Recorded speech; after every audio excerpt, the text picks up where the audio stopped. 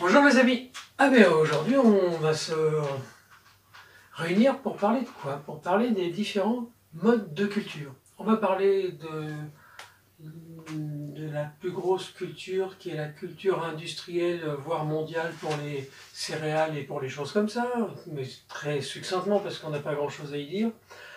On va parler aussi de tous les autres modes de culture, donc la culture au naturel, la culture permaculture, la culture traditionnelle, la culture paysanne, et notre choix à nous de faire de la culture raisonnée. Et on vous dira pourquoi. Donc, on n'a pas eu beaucoup de chance cette année, en fin d'année 2020. On a dû préparer notre terrain comme on a pu, mais on avait surtout l'objectif de pouvoir nous loger pour l'hiver. Donc, on n'a pas beaucoup travaillé sur le fond de notre terre. On a laissé ça courir un peu pendant quelques semaines parce que soit on était dans le gîte, soit on restait dans le mobil-home. Sandrine nous l'a dit, ça devenait un peu tendu parce que l'humidité, la condensation fait qu'un mobil-home l'hiver c'est très compliqué. On est bien calé, on est bien au chaud, on est content. On pensait pouvoir faire les premières plantations en serre. Vous avez vu dans le flop de Noël que la serre elle a volé avec une tempête. Pourtant, on avait tout bien fait et puis la serre, elle n'était pas suffisamment solide pour résister à ce genre de choses. On y reviendra. Et donc, voilà, 2021, on s'est dit, on n'est pas en mesure de faire des semis, que ce soit en serre froide, puisqu'on n'en a plus, ou que ce soit en serre chauffée, puisqu'on n'a pas les installations qui vont. Donc, on s'est dit, ouh là là, on va pas se casser la tête, on va rester tranquille. Donc on a préparé notre terrain gentiment, donc là aujourd'hui je prépare, je continue de planter mes arbustes, je continue d'agrémenter le terrain. On a des grosses vidéos qui vont arriver, donc c'est les premières plantations en pleine terre qu'il faut faire dès la fin janvier, début février. On en reparlera ces jours-ci, je ne sais pas si c'est la semaine prochaine ou la semaine d'après, je vais vous parler de la plantation de l'ail. Donc l'hiver c'est l'ail, le petit pois, les pommes de terre nouvelles, la carotte, avec les radis bien sûr, les premiers radis, que ce soit les flamboyants ou les radis du Gijoux. Mais tout ça, ça se fait, si ce n'est pas sous serre, ça se fait au moins sous tunnel. Donc voilà, et partant de ce petit principe, nous on est beaucoup plus calme parce que c'est pas utile de planter quoi que ce soit en Bretagne si c'est pas protégé, parce que là on a eu des records de flotte encore cette semaine, la terre est détrempée. Alors pour que je puisse planter, qu'est-ce que j'ai fait? J'ai étalé une bâche qui fait à peu près 100 mètres carrés sur le potager depuis une quinzaine de jours pour pouvoir éviter que les pluies stagnent et détrempent le terrain. On a la chance d'avoir un terrain en pente, donc la pluie coule directement sur la partie nord. Et d'ici une semaine, je vais pouvoir commencer mes premiers travaux. Donc, j'ai découpé ma bâche du jardin en plusieurs lamelles et je vais faire des petits tunnels pour pouvoir commencer mon ail et commencer mes pommes de terre. Commençons par la culture industrielle. Donc, vous savez que la progression mondiale de l'humanité, on est passé d'1,5 milliard il y a quelques siècles à bientôt 9 milliards. Donc, il arrive un moment ou un autre où il faut se poser la question comment on nourrit tout le monde. Donc aujourd'hui, il y a une culture industrielle intensive qui n'est peut-être pas celle qui me plaît, mais je me dis que quelque part, il faut bien nourrir tout le monde. Alors j'aurais pu rentrer dans le sujet en disant qu'ils ne font pas des trucs qui sont bien, qui machin, mais je me dis, qui suis-je pour pouvoir juger ça? Parce que là, on est dans les millions de tonnes de blé, de maïs, de céréales pour nourrir le monde. Et que ce qui ne sait pas se faire dans un pays se fait peut-être en France, c'est peut-être pas bien. Et voilà, donc nous on est tellement petits par rapport à ce genre d'industrie que je me suis dit on en parle parce qu'il ne faut pas l'oublier. On va revenir à notre espace à nous, nos petits jardins, que ce soit, même si on a, comme nous, on a 5000 mètres de terrain où on pourrait faire du jardin, on a consacré 750 mètres. Il y a la culture traditionnelle. Alors là j'ai pris une petite note. Je mets mes lunettes parce que c'est très intéressant. Je vous lis un petit truc qui est mis Marie Douglas, dans la revue du MOS de juillet 2007, donc il y a déjà un petit bout de temps, c'est la revue numéro 29, page 479 à 516. Ouais, alors je suis un peu chiant parce que je suis très technicien, je suis très pragmatique et Sandrine me rajoute tout le temps, il est pragmatique prégnant. Ouais, quand je dis quelque chose, j'aime bien pouvoir l'étayer. Moi, je n'aime pas raconter un truc quand je n'ai pas une source sûre et certaine que j'ai pu vérifier plusieurs fois. Donc, jardin traditionnel renvoie au jardin japonais. Donc ça, c'est quand on parle de jardinier traditionnel, c'est cette espèce de philosophie, cette image d'Épinal, mais en fin de compte, elle est un petit peu mal employée parce que la culture traditionnelle, c'est le reflet, et là je cite, de l'existence d'une pauvreté odieuse aux marges d'une richesse extraordinaire, et constitue un scandale. Tout au moins certains la considèrent-ils comme scandaleuse, tandis que d'autres, la tenant pour inévitable, l'ignorent. Dixit, pour ne plus entendre parler de la culture traditionnelle, c'est le livre que je viens de vous parler de Marie Douglas. Quand on évoque la culture traditionnelle, ça veut dire c'est le je m'en fous, je veux du légume, je te mets de la chaux, je m'enrichis et puis mon petit-fils et mon fils s'en fout. C'est pas transgénérationnel. Donc c'est peut-être là, moi, ma limite entre la culture industrielle, la culture traditionnelle. Quand quelqu'un me dit culture traditionnelle, je me dis, mais tu mets quoi dans ton jardin? C'est donc des gens qui utilisent des polluants, qui mettent du défoliant, qui mettent plein de choses. Non, non, ça, il faut passer là-dessus. Alors ensuite, il y a la permaculture. Alors il y a une petite confusion dans la permaculture parce qu'aujourd'hui, on commence à faire... Il y a le jardinier au naturel, qui serait la permaculture, mais pas d'une façon de vivre, mais qui serait une adaptation de la permaculture sur le jardin, en se disant on a une bonne conscience. Et puis, on a la permaculture vraiment. Mais moi, la permaculture, et là aussi j'ai repris des définitions qui existent, c'est un concept systématique et global qui vise à créer des écosystèmes dont l'inspiration vient de la nature et de son fonctionnement, c'est-à-dire une culture par mimétisme. Alors quand j'ai lu cette phrase-là, je ne comprenais rien, donc je me suis dit, bon, allez, tiens, il faut creuser, il faut creuser, il faut creuser. Et puis, c'est un concept d'origine japonaise dans les années 1913. Alors, excusez-moi, je ne serai jamais avec un accent.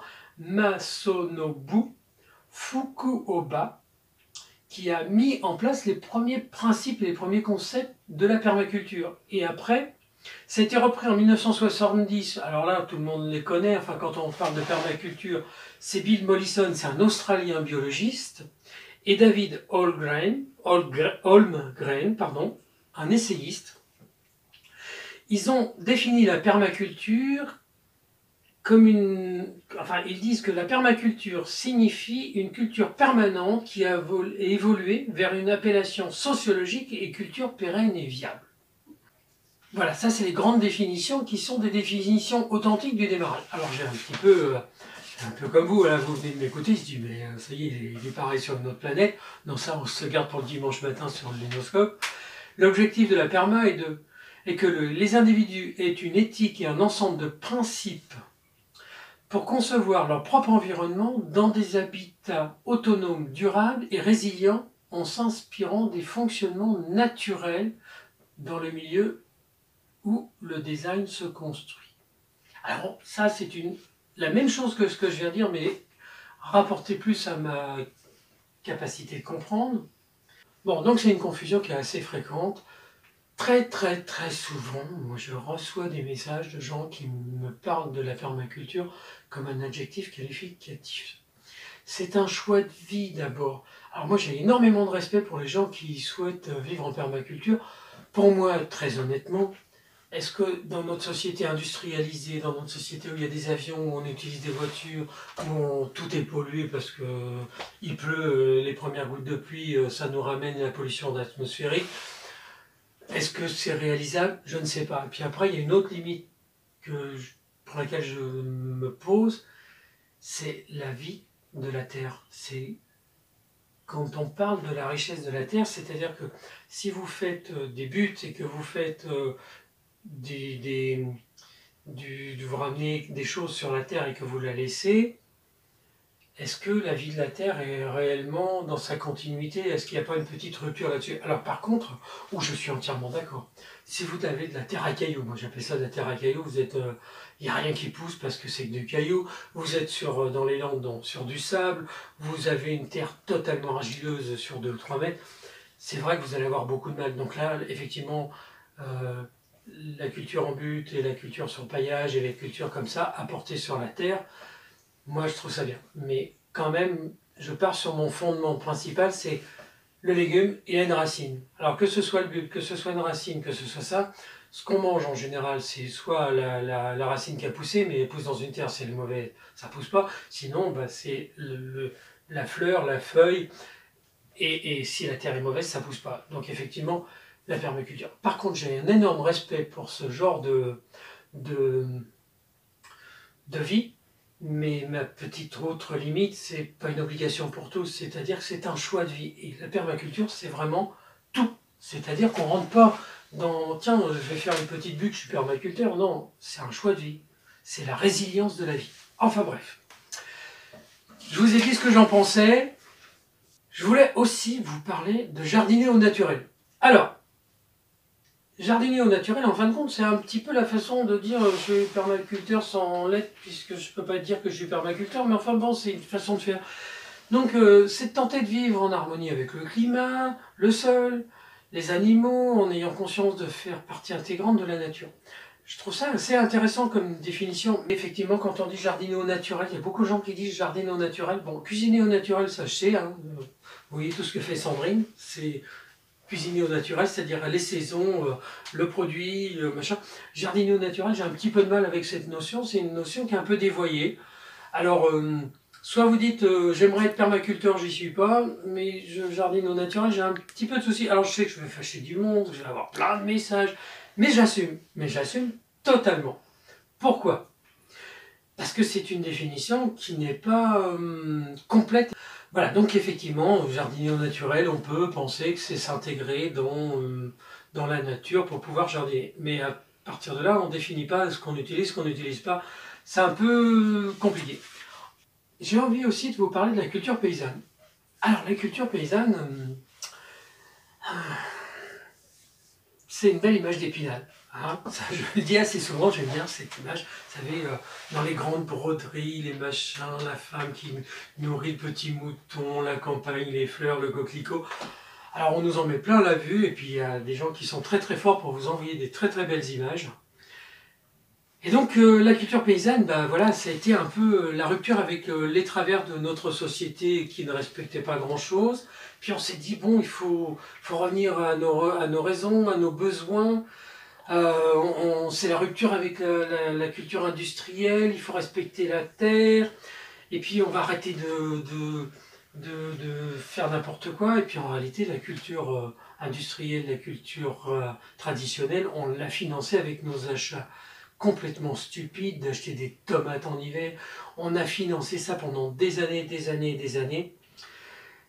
On a acheté des fruits et des légumes à contre-saison, et puis aujourd'hui on en paye le fruit parce que quand on voit ce qui se passe, en plus ça n'a pas de goût, enfin voilà, c'est des trucs.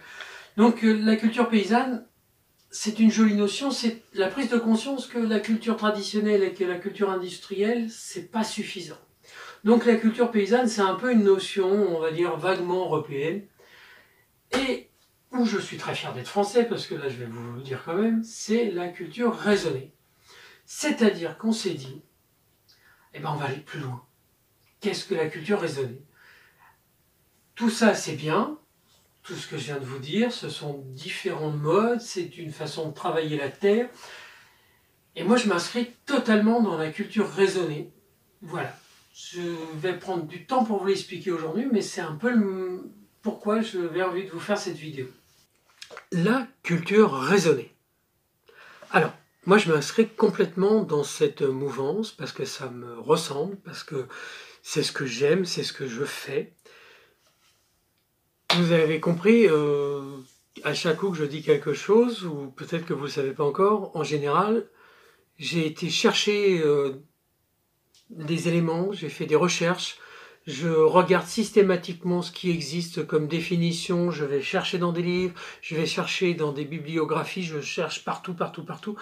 Et donc là, ma prise de position pour la culture raisonnée, c'est une prise de position tout à fait subjective. Donc c'est la mienne. Je vous y invite ou je vous y invite pas, c'est un peu comme vous choisissez. Alors je vous lis parce que ça c'est quelque chose qui définit bien la culture raisonnée. Donc la culture raisonnée, c'est au-delà de la culture paysanne. Et là, c'est la France qui a une petite longueur d'avance. La France a décidé de dire qu'en France, ce n'était pas la peine d'être culture paysanne. Il fallait aller plus loin. Donc sur ce point, la France, elle a pris en compte l'environnement, la santé et le bien-être animal dans le monde agricole. C'est-à-dire qu'on s'est dit, eh ben, la belle image d'Épinal que je vous parlais il y a 3 minutes, c'est vraiment la réalité des préoccupations de notre gestion de la culture. C'est aussi la prise en compte des buts économiques. Alors je lis un petit peu mes notes parce que là, quand c'est des mots qui sont très techniques et que je veux qu'ils soient pointus pour pas qu'on vienne me prendre à défaut. Au centre des préoccupations, le but économique est maîtrisé par la gestion des quantités des aliments et de la production. Alors, réduit à notre échelle, ça veut dire qu'on doit être le moins impactant possible, tout simplement parce que nous sommes que de passage sur la Terre et qu'on va laisser une Terre et qu'il faut penser que derrière nous, quelqu'un viendra. Nous, ici, on est arrivé il y a 1 an et c'est dans cet objectif qu'on est en train de construire notre jardin, que nous construisons notre potager et notre environnement.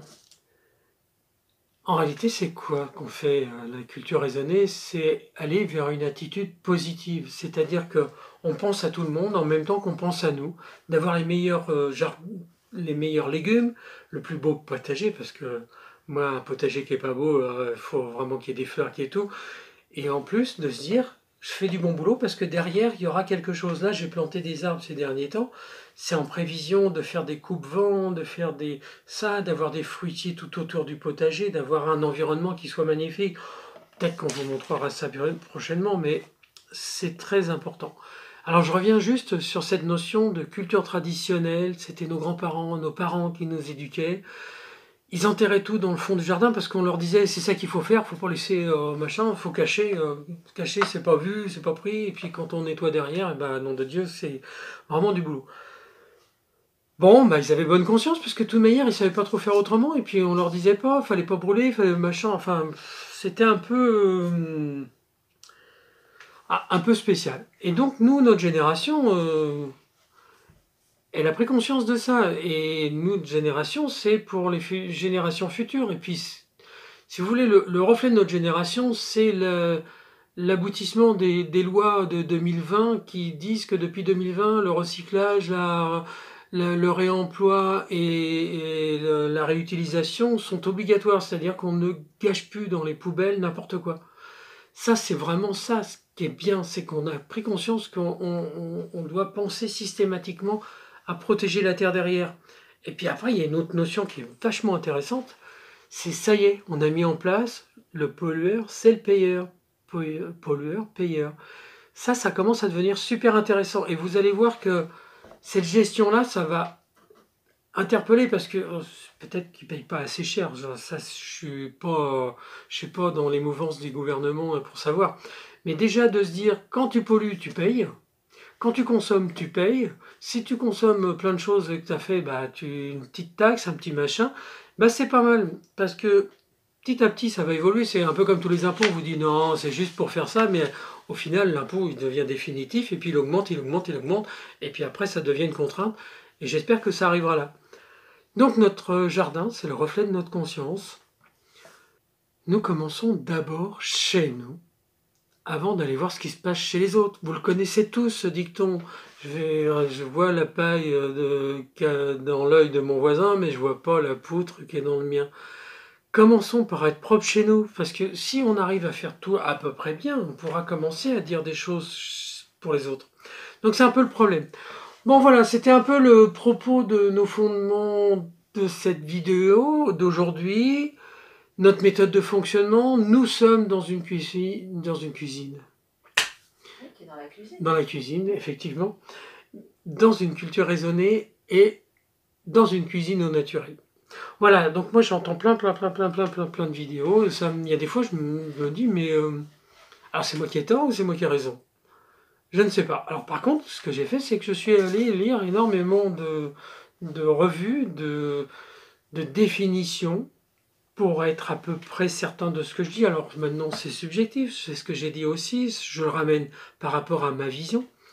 Mais vous savez, être raisonnable et raisonner, ça veut dire tout simplement penser à notre quotidien, penser à notre vie. Voilà, donc vous savez, on vit tous nos déboires, c'est une grande saga, ce qu'est Popote Potager. Cette année, il y a plein de choses qui se préparent, il y a plein de choses en route. On aura des rendez-vous toute cette année avec vous, mais alors des rendez-vous ponctuels, des rendez-vous de travail, des rendez-vous de visite, des rendez-vous culinaires, des rendez-vous de jardin. On a mis le lunoscope en route, alors là-dessus, je vous en parlerai dimanche. Dernière petite chose, je vais vous quitter. Je vais vous laisser tranquille, parce que franchement, j'ai dû vous embêter un peu aujourd'hui. On a déjà commencé à parler du livre, on l'a évoqué, on a dit. Alors, petite chose, vous allez comprendre tout ce qu'on fait depuis le début janvier, tous les vendredis sur le jardin, et aujourd'hui aussi, parce que, sans rien vous dévoiler, vous pouvez bien penser que Popote et Potager, on ne peut pas faire un livre sur l'alchimie, je ne sais pas trop quoi, voilà, on n'a pas de... On reste dans ce qu'on sait faire. Mais par contre, on a une très très bonne surprise. C'est qu'il est complètement terminé, donc on pensait que c'était le 27 mars, c'est avancé au 23 mars. D'ici un mois, on va pouvoir vous le présenter vraiment, ou peut-être même avant, parce que on a eu les premières ébauches du livre. Alors on est fiers. Ouais, ça franchement, on a bossé, mais on est content du résultat. Voilà, donc on va revenir dessus. On va vous bassiner avec ça parce que forcément on aura envie d'en parler, mais ça je crois que c'est un peu... Vous savez, pour nous, l'histoire c'est que il y a 6 mois de ça, vous nous auriez dit tu vas écrire un livre, Sandrine, tu vas écrire un livre, Thierry, tu vas participer. Même pas en rêve, quoi. Alors ouais, on a nos parcours qui font qu'on s'est senti chiche de le faire. Mais ça a été un sacré challenge, comme disent nos amis québécois, on les embrasse, et canadiens bien sûr. Et voilà, on est super contents. Bon, allez, ça y est, ce coup-ci, je vous laisse. Ah oui, mais non, c'est une blague. Non, non, vraiment, je vous laisse, je vous embrasse très fort. On est très contents. Continuez à me contacter sur Facebook. Alors, oui, Facebook, pour éviter le petit souci, Facebook, c'est pas là où on diffuse les vidéos, c'est que sur YouTube. Mais Facebook, ça vous permet de me contacter, puisque c'est moi qui réponds très souvent, Sandrine aussi, mais elle chapeaute tout ça, mais n'hésitez pas, vous avez un projet de jardin, oh là j'ai une jeune fille qui a 18 mètres carrés, j'ai une famille, une dame qui a 50 mètres carrés, une famille qui a 200 mètres carrés, une famille de 6 personnes. On est en train de dessiner des jardins et si vous avez envie de me dire tiens, j'ai jamais jardiné, j'ai envie, ça me plaît énormément, je me régale. On a plein de choses à communiquer. Racontez-moi vos petits soucis, je peux essayer de vous éclaircir tout ça. Et puis en attendant, ce coup-ci, je vous quitte vraiment. Je vous embrasse. À très bientôt.